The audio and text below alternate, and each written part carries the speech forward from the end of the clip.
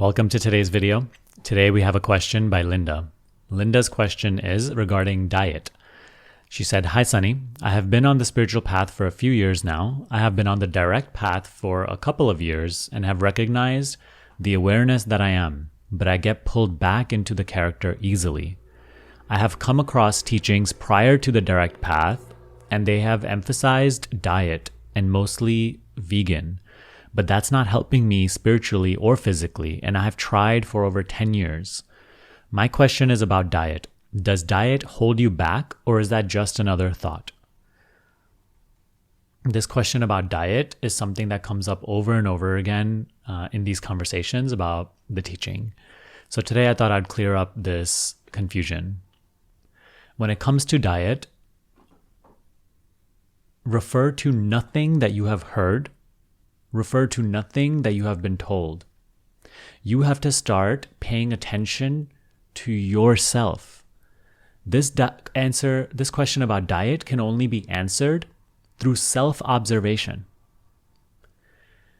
If you are trying to make changes to your diet based solely upon what you have heard in maybe teachings or by other people or diet experts or spiritual experts, even if you know that, I should be making this change to my diet, you will not be able to do so because it is not coming from within. It is not coming from real understanding or self-observation and knowing the change you need to make.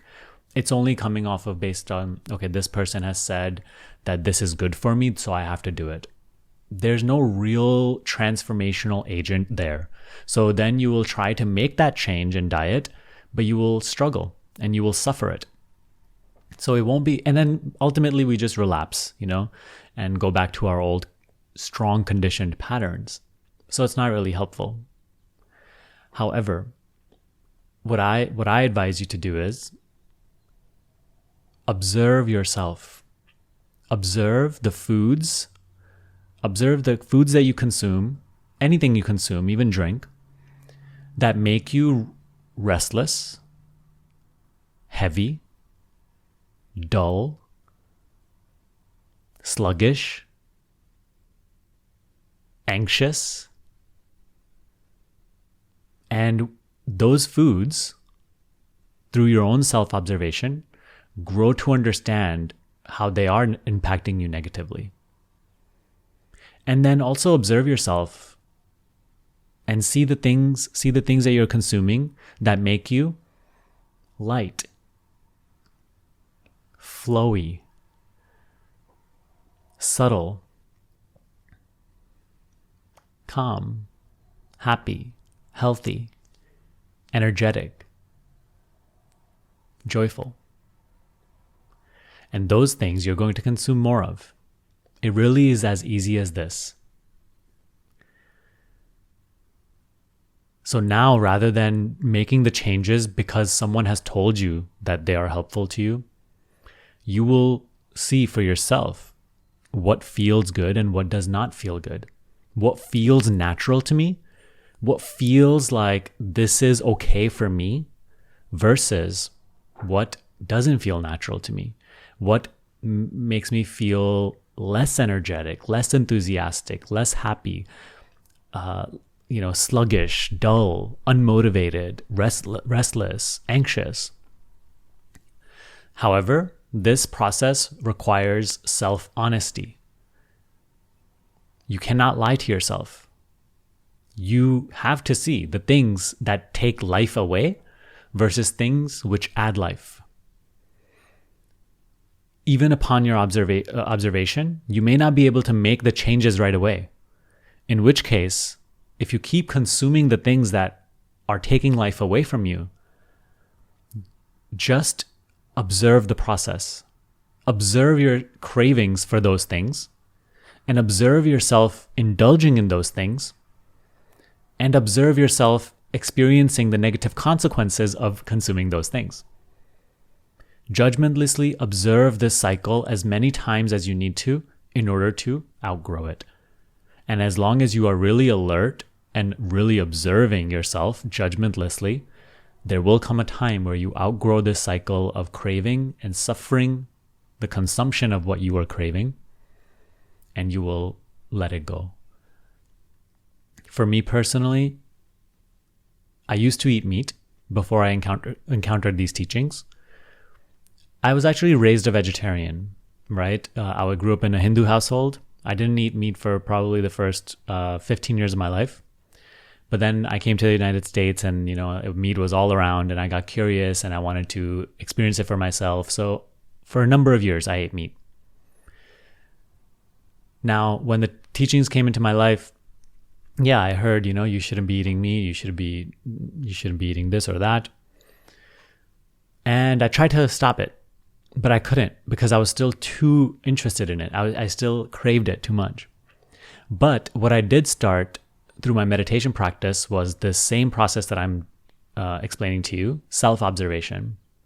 And through self-observation, I started to see that for me particularly, a person who grew up in a vegetarian household and didn't grow up on meat, eating meat was constantly making me feel unhealthy, sluggish, unmotivated.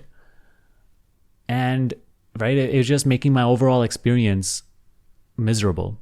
On top of that, I already had a physical ailment that I was going through.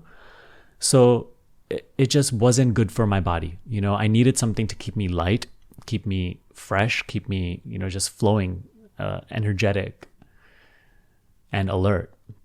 So just by observing those things, those qualities, I stopped eating meat. And the day I stopped, I never looked back. And I have never not wanted to go back to my old ways of eating meat. Same thing happened for me with alcohol as well.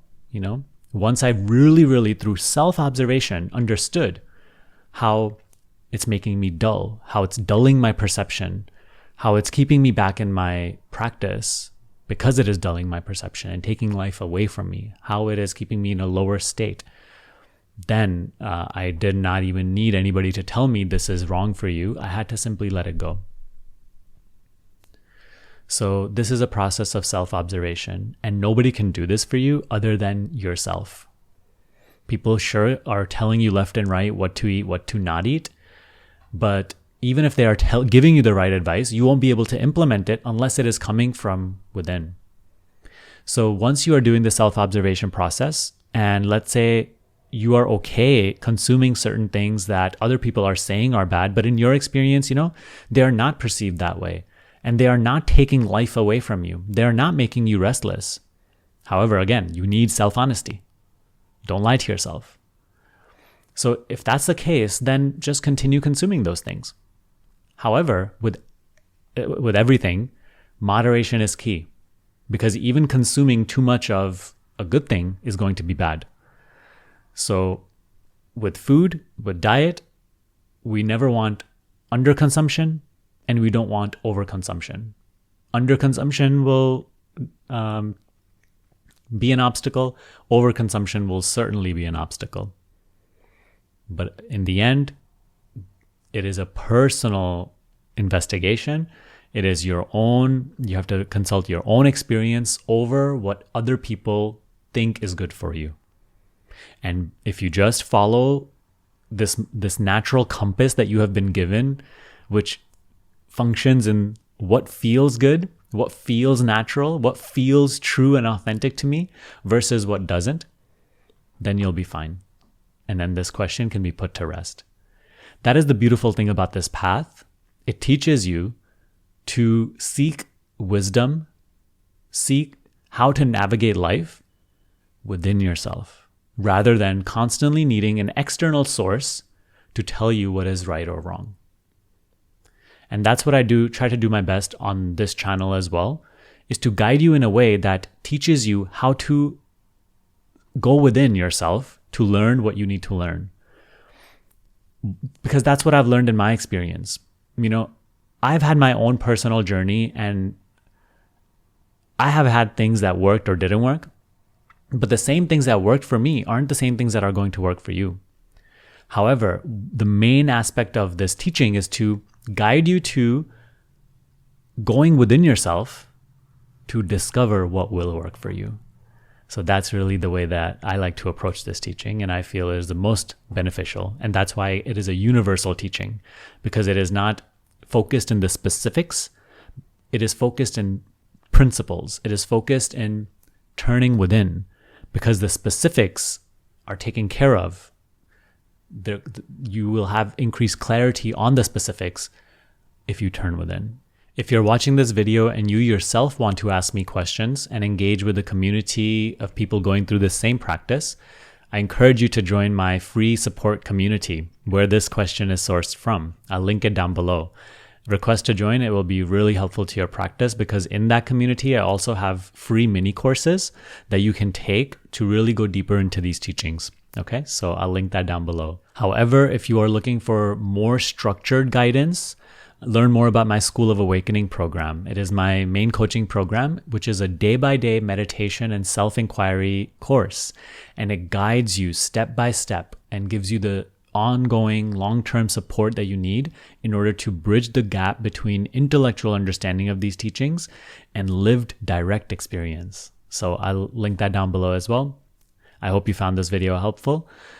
Give this video a thumbs up if you can. It really helps. And subscribe to this channel. I'll see you next time.